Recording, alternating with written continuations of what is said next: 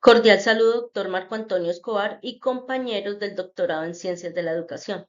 Mi nombre es Daisy Jimena Riaño Gutiérrez.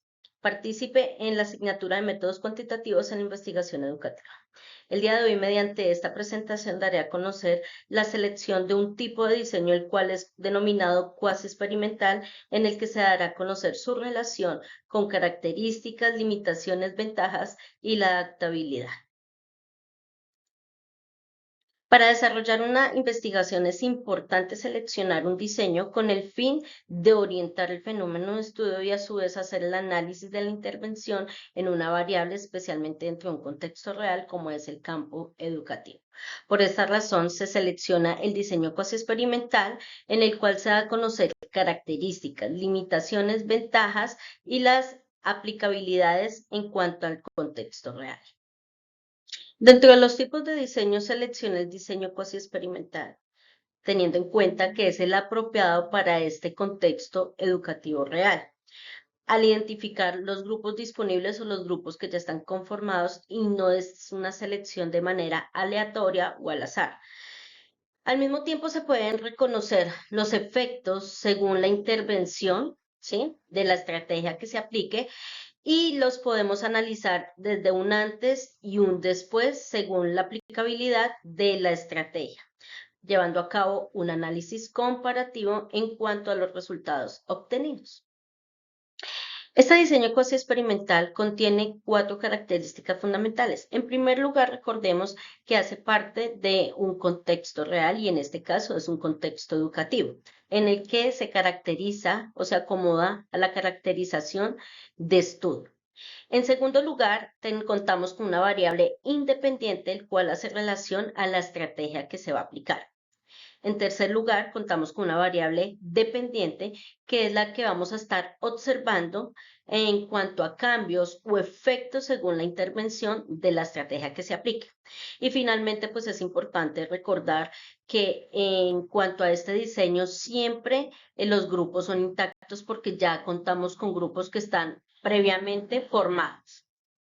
En este diseño experimental contamos con varias ventajas. En primer lugar, se habla sobre el contexto real en el cual se aplica la investigación en el contexto habitual. En segundo lugar, contamos con la viabilidad o la factibilidad, teniendo en cuenta que se aplica con facilidad en cuanto al grupo de estudiantes con el que podemos contar o el grupo que ya está conformado.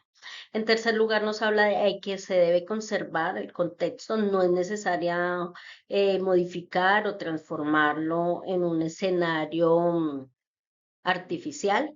En tercer lugar, nos puede dar a conocer si esta estrategia de enseñanza realmente es factible, es aplicable para mejoras en cuanto al contexto educativo. Y finalmente se decide si esta estrategia de enseñanza permite ser aplicada nuevamente o en otras oportunidades. En este diseño cuasi experimental contamos con 4 limitaciones principales. En primer lugar, la equivalencia de los grupos, pues los grupos ya se encuentran totalmente organizados o conformados. En segundo lugar, el límite de control de las diferentes variables externas. Muchos estudiantes acuden de pronto a clases extras o el apoyo de los padres en casa frente a sus procesos académicos. Pueden alterar como tal los resultados. En tercer lugar, otra limitación que podemos identificar frente a este diseño es el control ilimitado de factores, teniendo en cuenta que como es un contexto real habitual educativo, pues van a surgir diferentes factores y van a alterar todos los resultados de la investigación. Asimismo, la causalidad. Si observamos que la intervención que se está aplicando frente a esta investigación obtiene o da resultados de mejora, no podríamos asegurar que esa es realmente la intervención favorable o factible frente a esta mejora como estrategia de enseñanza. Su aplicabilidad está en el ámbito educativo y a su vez permite evaluar diferentes tipos de intervenciones, ya sean, digamos, las estrategias en cuanto a programas, se hace el análisis respectivo de estos, análisis frente a los métodos, el desarrollo de las habilidades y que al mismo tiempo van relacionadas con la inclusión, con la convivencia de cada uno de los estudiantes.